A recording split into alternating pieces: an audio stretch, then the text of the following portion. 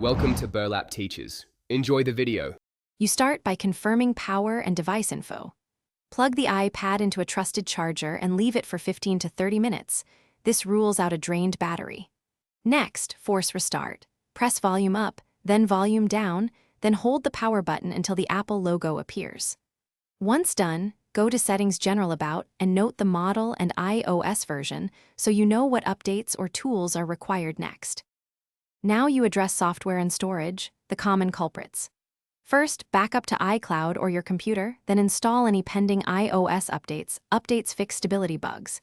If the update fails, free at least 10 to 20% of storage by deleting apps or large media. Low storage can force shutdowns. If problems persist, reset all settings. This keeps data but clears misbehaving configurations. Make sure to test after. Finish with hardware verification and a clean restore if needed.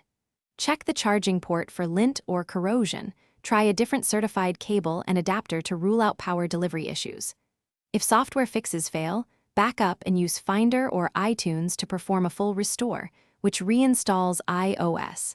This often resolves firmware corruption.